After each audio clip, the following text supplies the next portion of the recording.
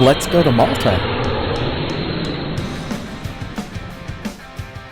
When we arrived in Malta, our first stop was to check in at the Grand Hotel Excelsior.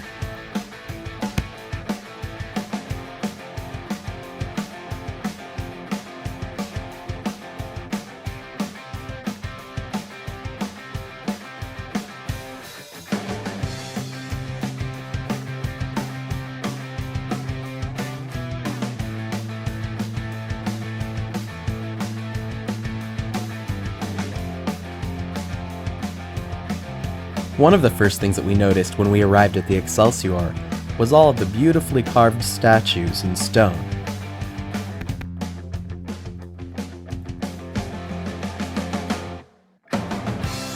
Such a breathtaking first impression.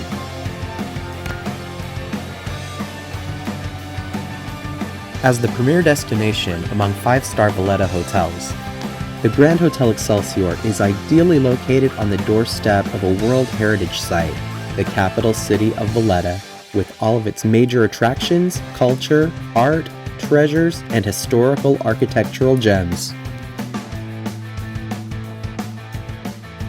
The accommodations and amenities were fantastic. Take a look at this beautiful view. You can tell that a lot of thought really went into trying to make the guests feel at home, providing anything we might need.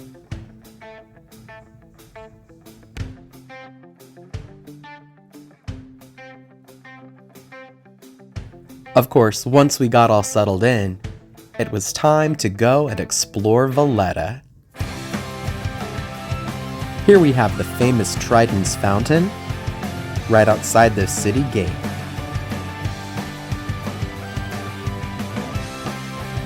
Valletta is the southernmost capital of Europe, and at just 0.61 square kilometers or 0.24 square miles, it is the European Union's smallest capital city.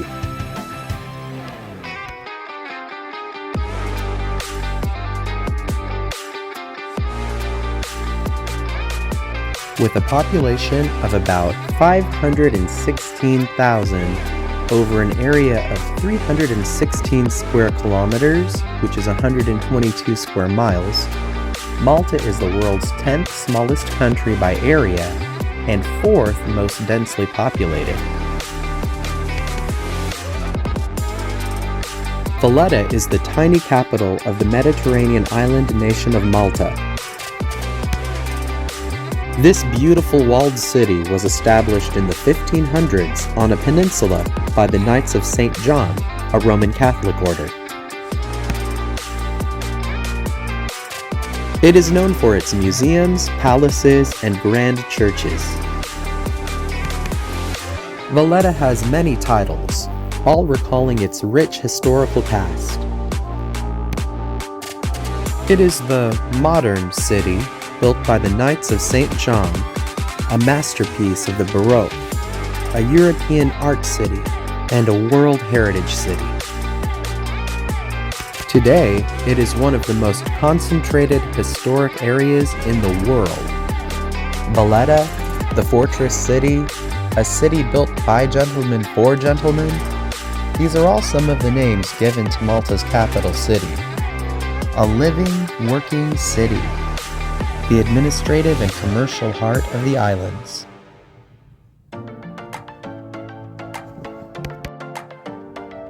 The food's pretty great too.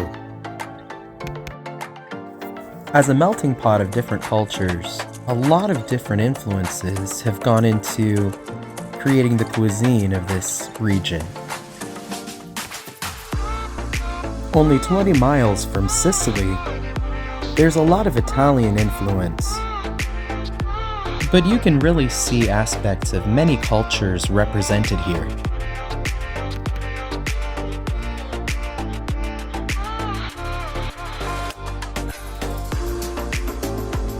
Valletta is named after its founder, the respected Grand Master of the Order of St. John, Jean Perisot de la Valletta. This magnificent fortress city grew on the arid rock of Mount Scabarus Peninsula.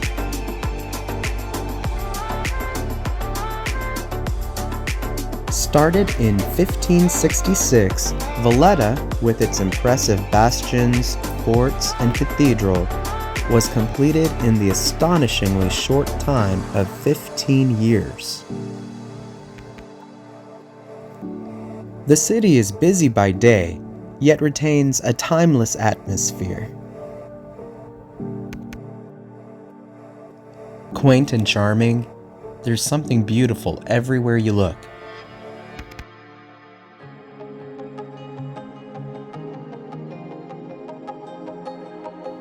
Pubs, cafes, and shops are plentiful. The grid of narrow streets boasts some of Europe's finest artworks, churches, and palaces.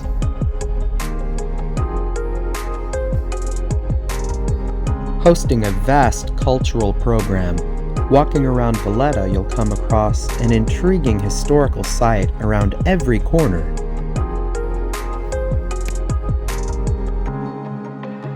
Narrow side streets are full of tiny, quaint shops and cafes, while Valletta's main streets are lined with larger international branded shops for fashion, music, jewelry, and much more. It's a great setting to make and capture memories to last a lifetime.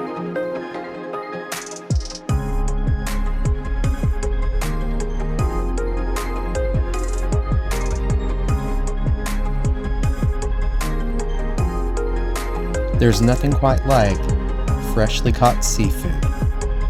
And boy, do they know how to serve it up.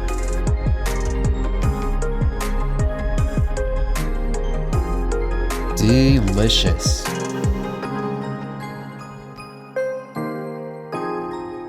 We also chartered a 52-foot sailboat. The marina was packed with boats. But the open water felt very freeing. From the boat we could see all kinds of beautiful buildings and fortresses, ancient ruins, and some bonus glimpses of the cities.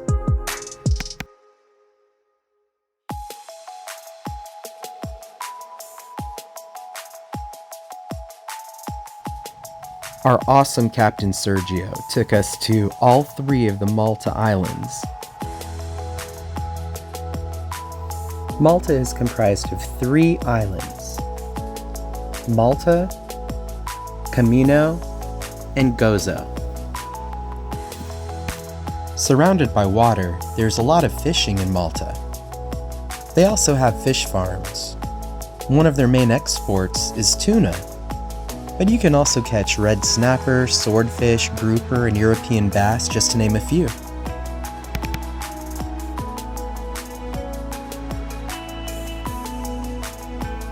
We spent a very enjoyable time at the Blue Lagoon.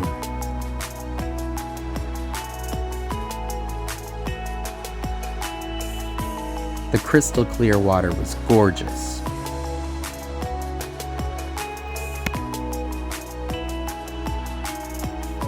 The Blue Lagoon in Malta is located on the island of Camino. It's one of Malta's not-so-hidden gems, and definitely a bucket list location, known for its crystal clear turquoise blue waters and jagged cliffs.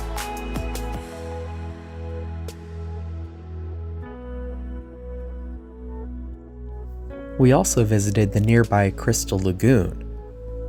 Both of these beautiful sites are perfect for snorkeling, swimming, cave exploring, and relaxing.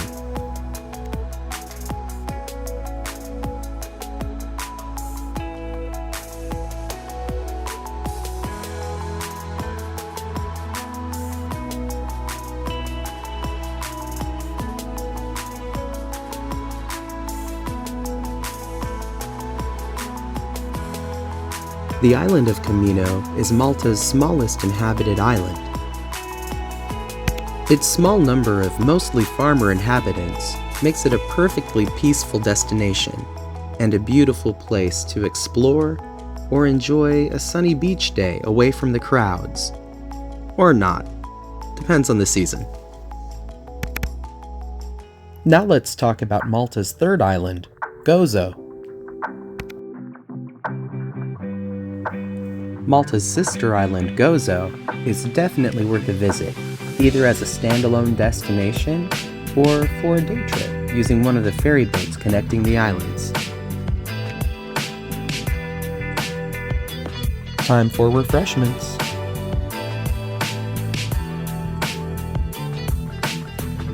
This quaint alternative to the mainland with more green areas, Gozo is sparsely populated and yet offers a myriad of attractions for the young and young at heart.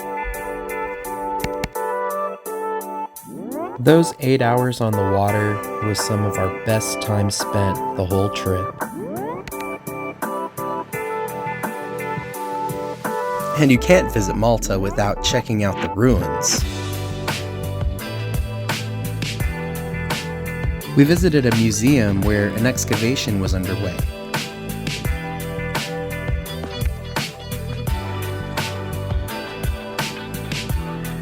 Malta has been inhabited since approximately 5900 BC.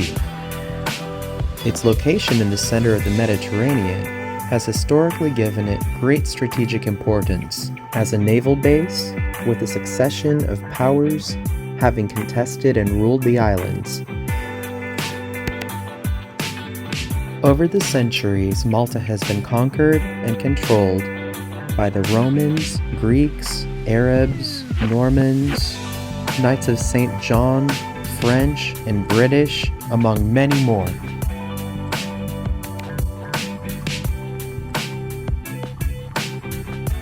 With such a rich cultural heritage dating back so far, it's no wonder that they are constantly unearthing ruins.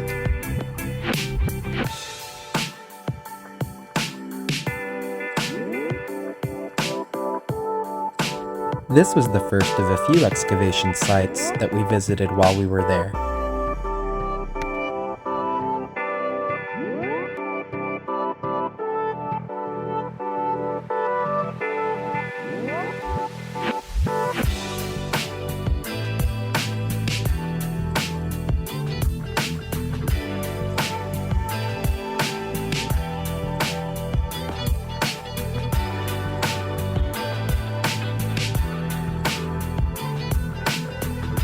The artifacts that are seen displayed in these pictures are actually replicas. The genuine artifacts are housed in a more secure location.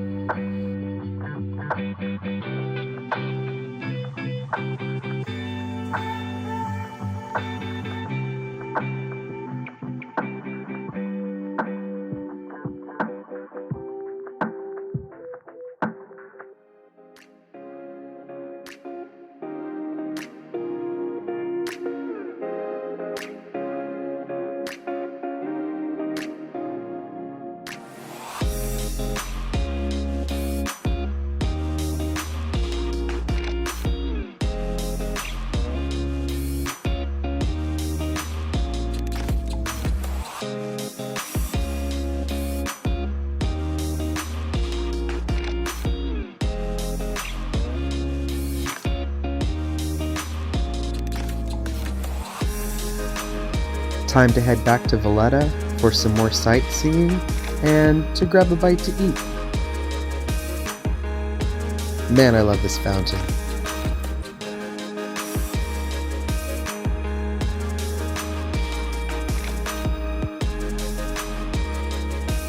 Time for some more sightseeing.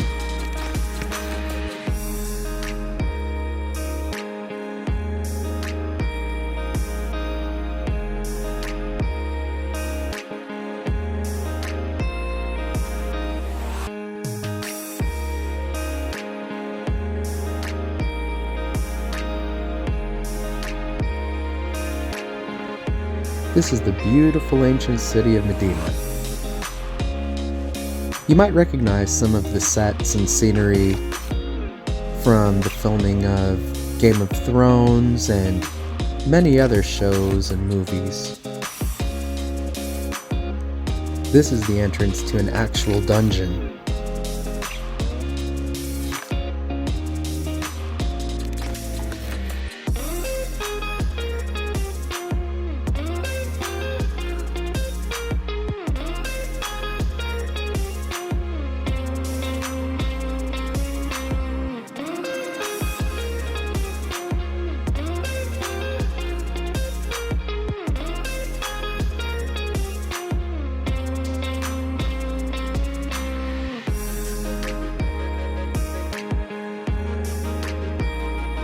Look at these views from the top of the city walls. Absolutely fantastic.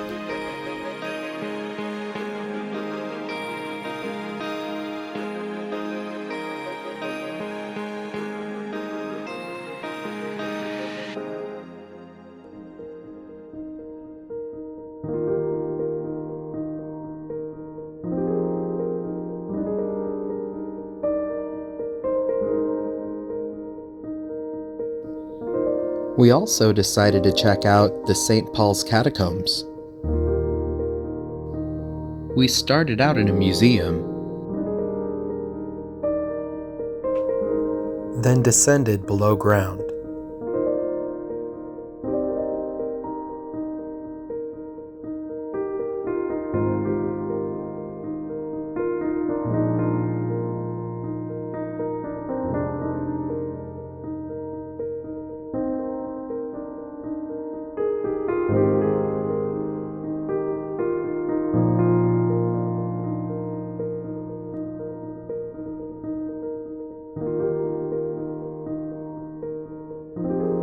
Soon it was time to go back into the sunlight.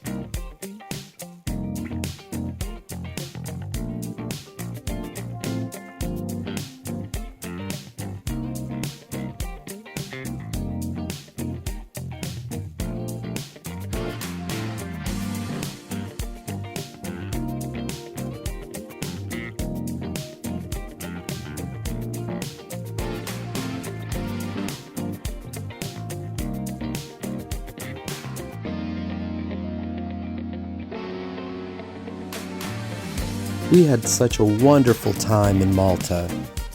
But, as the saying goes, all good things must come to an end.